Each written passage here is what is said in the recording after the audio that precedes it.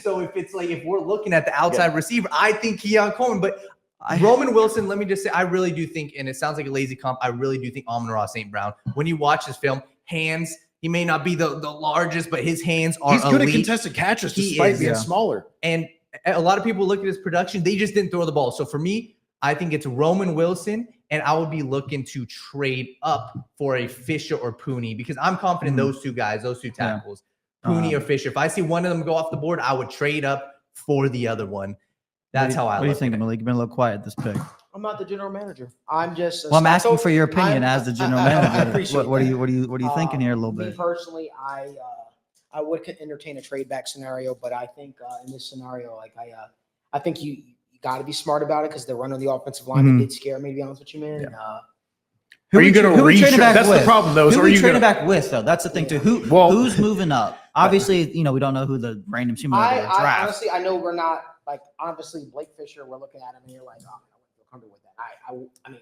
I do, but at the same time, are we sitting here doing the Pilly Price thing where we panic and take a guy 20 picks earlier? And I know it feels like we're splitting hairs, but again, do you go to the auction and fight? I'd be cool with the trade back if we did something like, like a second and our fifth for somebody's late second and a fourth or something like that, to where we're not necessarily accumulating more picks, but we're just more quality improving, like moving up on the back end. I know we might have 3 picks in rounds 5 to 7, but I don't really care about those picks as much if we can get a guy in round 4.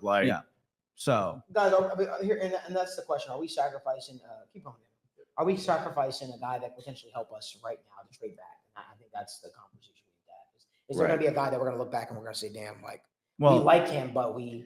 I think if you're especially looking at this as the right now draft, you got to look at Roman Wilson or Ricky Pearsall. I think they slot in right now and immediately control. I agree. I'm being sold on this whole Roman Wilson idea a little bit. I mean, we thinking we ready? Or are you guys ready? You can go ahead and send the pick in, brother. If you want to. I've been a little convinced by my assistant GM over there. We're gonna go ahead and lock in Roman Wilson here at pick 49. Just another guy that. Are we thinking of a trade up?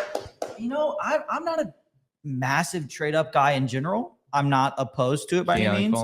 But to be honest, I really like the idea of just not necessarily drafting a tackle, beefing up the interior alignment, some swing depth, nothing crazy, and then you can still. I mean, if I can only suggest that, I would consider trading up for Blake Fisher. For Blake Fisher. And this is the problem where you start to feel that pressure. Yeah. Well, there's still Amendeji's still there, right? I don't think he went. No. Blake Fisher's still there.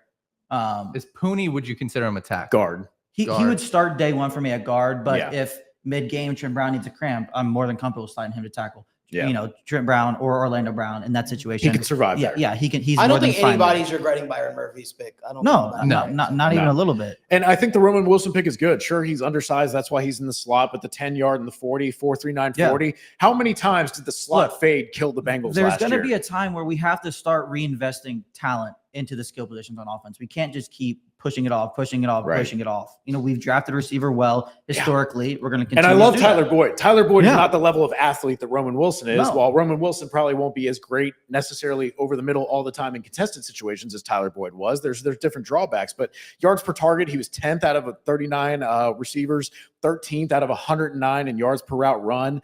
And he still had a downfield ADOT of 13.9. So, he was a downfield vertical slot. I was just say there's still a couple left. Like I'm saying, right when one goes, then we can kind of be like, okay, now let's consider it even heavier. Let's pause it. And then once one of them goes, we'll kind of pause it and then be like, okay.